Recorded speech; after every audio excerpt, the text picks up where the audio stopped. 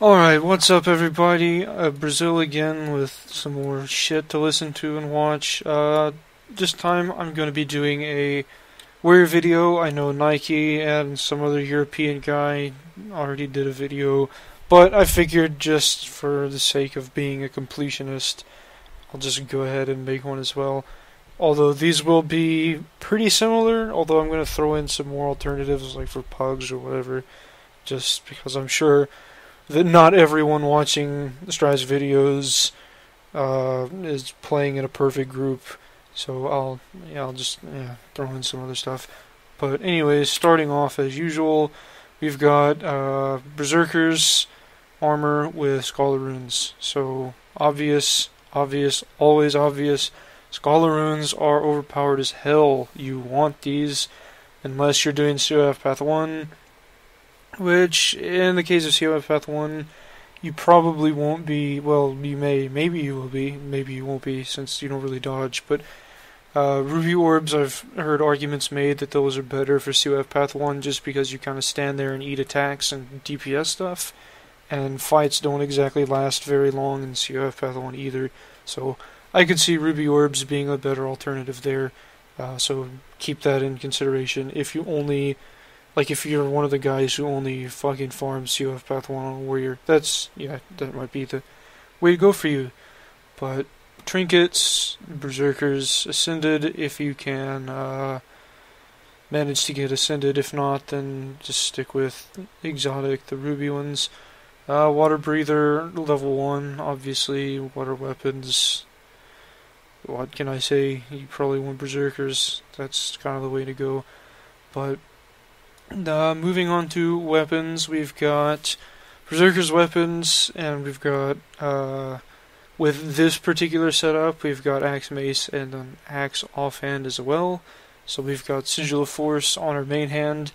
Like Nike said in his video, if you only do nighttime dungeons, or if you mainly do nighttime dungeons, like for example COF Path 1, or COE, or Ascalonian Catacombs, or any of the other ones that are nighttime, then you may be better suited to take Sigil of Night on your main hand axe for the 10% bonus.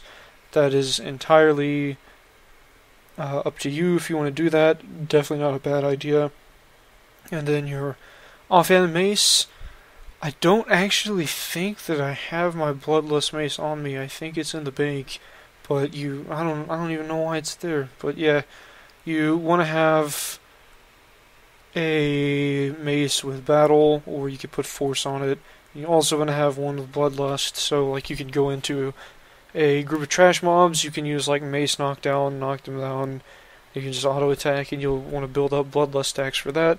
Once you've got 25 bloodlust stacks, then you can swap it out for your mace with your mace with force. I don't even know why I have battle on this one. That doesn't make any sense. You would want force, so you could have battle on. Okay, hang on. I know I have the axe with battle, so we'll just we'll pretend this never happened. So yeah, mace with force, mace with bloodlust, offhand axe with battle, or you could probably put it on your warhorn. There.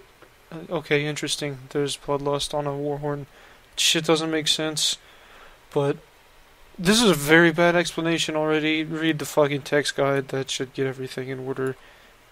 Nike's guide, I might write one too. Anyways, moving on, since hopefully you guys can figure out fucking sigils and shit, it's not really that hard. Traits, I'm sure you've all seen this a few times before. 30, 00, 10, 30.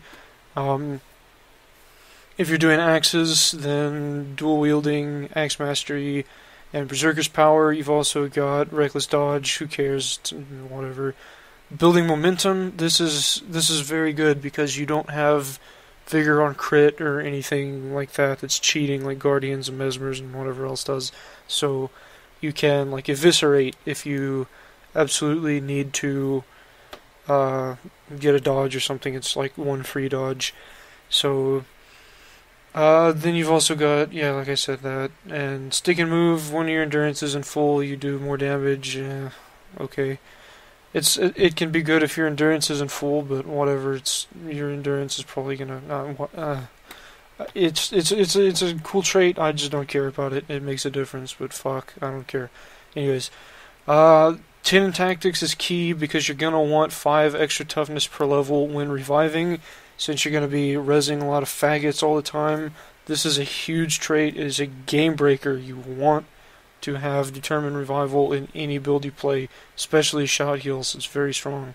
You've got empowered allies in tactics as well. If someone else has empowered allies, then you want to take empowered. More damage for every boon on you. I believe it is 2% damage per boon. Could be wrong. Don't think I am. If I am, correct me.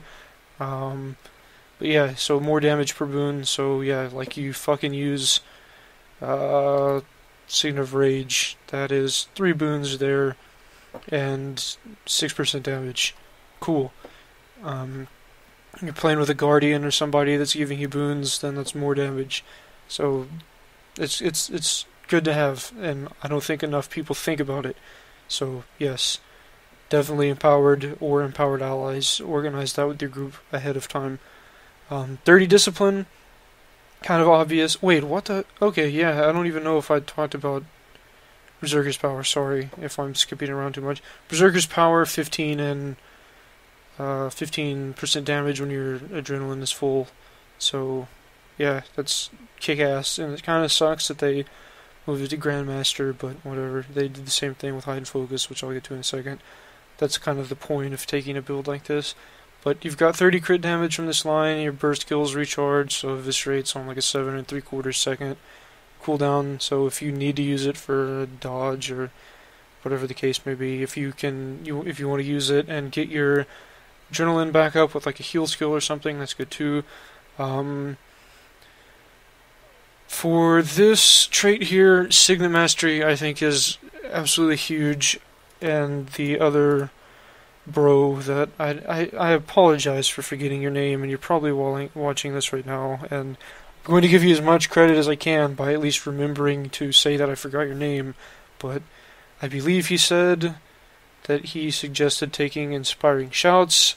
I don't really think it's worth taking Inspiring Shouts, mainly because if you need to start a fight with adrenaline, then just use your heal skill. There's all 3. It's done. And, I mean, when do you actually need to heal in a fight? You're just going to sit there and auto-attack because bosses don't actually do anything. So, yeah, problem solved. Take Signet Mastery. Signet Mastery is fucking awesome. Whatever that is. Cool. Fast Hands is, I mean, that lets you weapon swap every 5 seconds. That's kind of the key to maintaining your timing with your Sigil of Battle stacks. That's a pretty big deal, swapping every 5 seconds. And then I believe, which one is it? One of them somewhere. Whatever. Where was that trait at? Yeah, that one. When you weapon swap. Okay. Sorry. Yeah, you're getting might when you weapon swap, and you're swapping every 5 seconds, so that's good. Sharpened axes, axe recharge, that's going to put like that on a 4 3/4 second cooldown. Cyclone, whirling, whatever, this thing, whirling axe. Like, I don't. It looks cool. That's about it. The DPS sucks unless, like, I will give it credit for being decent in, like, the legendary imbued shaman fight, because there are a lot of goddamn mobs all over the place, and you can cleave them pretty well with whirling axes or whatever it is. And you can also cleave golems, like in CoE, when you're defending the terminal hacker and their golems fucking flying everywhere. If you have 4 people pressing and 1 person defending, then whirling axes is great there. It's the golems don't have much health, and you can hit a lot of them at the same time, so that's good. And then hide and focus. So hide and focus is 15% crit chance. That basically lets you avoid having any points whatsoever in arms. 30 points into arms is also 15% crit chance. So that's kind of, I guess, the trade-off you make. You're losing vulnerability and shit on crits and bleeds, but it's vulnerability is always nice, but it sucks that you're losing it, I guess, to put it simply, but you have to make trade-offs, I guess. So yeah, this is, I guess, this is something that confuses me, I guess, to say the least, because you've got burst mastery and hide and focus. They're both grandmaster traits, and that kind of defeats the purpose of making hide and focus a grandmaster and like playing axes. Like, this is really confusing because you don't really need to, like, if you're playing an axe build, like, even if you were playing an axe build like forever ago, like, there wasn't a point in taking any points into arms. You'd just pick up hide and focus, and then you could take, like, your burst skills cost less. So I don't know why ANET decided to make you trade between burst mastery and hide and focus. I think that probably sharpened axes should most likely be an adept trait. Maybe they could reduce it to axe skills recharge 10% faster. Make it an adept. If someone from ANET is watching, fucking do this, please. Make axes good, because they're already boring enough as it is, since you're literally just auto-attacking. But anyways, that's sort of the idea there. I'll go ahead and say now that playing axe, to me, is very boring. I do not like it, because it is walking around and auto-attacking and not interrupting your auto-attack, since triple chop was changed to whatever shit they did. You have to complete the axe auto-attack chain. You have to chop, double chop, and then you have to triple chop. And if you interrupt that at any point, your DPS goes to hell, because final chop does like so much damage. Like, you'll hit 12k with the final chop from triple chop. It'll be hilarious. It's like an eviscerate almost. But you're gonna want to use like Cyclone Axe and then auto attack and then like Cyclone Axe again or something. That's kind of the idea. Or if you're, I guess I can go ahead and jump into that. You could swap out Axe Mastery for Slashing Power if you want to play the GS Axe Mace style still. It's more active, it's more involved. I think it's just more fun to play, and I like 100 Blades. I think it's a cool skill. But you're also losing out on, I guess, the mobility you get from Axe. So like Axe auto attack, walking around and auto attacking. If you don't interrupt your auto attack, like even if you dodge, you have like a 2-second recovery window where you can continue your Axe auto attack chain if you dodge. If you interrupt 100 Blades, you might as well have just been auto attacking with Axe anyways, because the DPS fucking sucks. If you interrupt 100 Blades, it's not worth it if you have to interrupt it. So that's something to keep in mind. If you have to interrupt your 100 Blades a lot, or if you find yourself interrupting it a lot, you may just want to consider taking axes, since it's not going to be as big of a DPS loss, since you're allowed to, I guess, move around more freely without sacrificing your DPS from 100 Blades. That's something that you need to consider. But like I said, if you enjoy it, then yeah, go for GS Axe Mace. I think I might try it out. I've heard that the DPS is comparable, probably the same, similar. I don't know if it's necessarily higher than playing axes. Probably not. That would be my guess. But that's that. And then finally, I did want to mention really quickly a more, I guess, pug-friendly build. You would want to do 30, 25, 0, 0, 15. So you pick up fast hands, and you can take your greatsword traits. You could take, forceful greatsword. That gives you your attack of opportunity as well, and you've got your vulnerability on crits and whatnot. So it's similar to 2025. You just get, I guess, more power and condition duration, which is awesome. Hell yeah, condition duration's fucking OP. So yeah.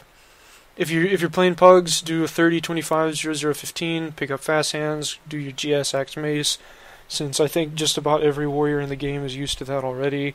So that's about that. I guess I could talk about utilities for a second. Heal skill, I think I would pretty much suggest always using Healing Surge. I don't think there's a better option, unless you're maybe if you're trash running in Twilight Arbor, Mending would come in handy. Just kind of, I think Mending is situational, and I think Healing Signet is stupid as fuck, so don't, just fuck it. whatever. But you see Signet of Might here. Signet of Might is, I guess, better sustained DPS over time than Frenzy is, like by quite a bit, since you're getting 180 power. I guess the reason you would want to take Frenzy is if you need to burst something, like maybe the, what's the faggot in COE, the fucking destroyer, the evolved destroyer, sorry for spacing out. Yeah, you could take Frenzy there if you needed to burst him. 6 seconds of Frenzy or quickness is good, but really only if you need to burst, or if you need a stun breaker. Frenzy is a stun breaker, so yeah, you've got that option. Otherwise, really just take Signet of Might. It's 180 power. 4 Great Justice. You can never really go wrong with 4 Great Justice. It's pretty fantastic. I mean, like, every warrior should always have this. That's what makes warrior capable of doing so much DPS, since you can maintain permanent fury and crit fucking all the time. Banner of Discipline. This is, of course, changed out with Banner of Strength if you are like in a group that's organized. Banner of Tactics isn't really worth taking if you, fights don't last long enough for Banner of Tactics to really be worthwhile, so you could swap that out with On My Mark, or if you wanted to be crazy, maybe Signet of Fury. I don't know so much about it. 180 precision is pretty good, but you're gonna look like a noob with 3 signets. So On My Mark is like, it's pretty good. It's 10 stacks of vulnerability. You should really probably take that. So yeah, if you're not a banner whore, then you can pick these 3 skills up. Elite skill, Signet of Rage is good, but honestly, Bear Form is better. So I would suggest, if you're a Norn, taking this. And other than that, that's really about all I have to say. So thank you for watching. Thank you for putting up with, I guess it's almost 20 minutes at this point. Fucking 17 minutes of me swearing and talking about shit and getting shit messed up. But whatever. Hopefully it was enjoyable. Hopefully you learned something. And hopefully if you enjoyed it, you will subscribe to Strive's channel. You'll like the video as well, since I kind of feel obligated to throw that in there. I don't know. Maybe not. If you didn't like it, then fucking dislike the shit out of it. Tell me I'm an asshole in the comments. Tell me to fuck off. Say, we want Strife, Brazil's a faggot. Do that. Please, I love feedback of any sort. So yeah, that's about it. That's about all I have to say. And thank you very much for watching, and I will see you all next time.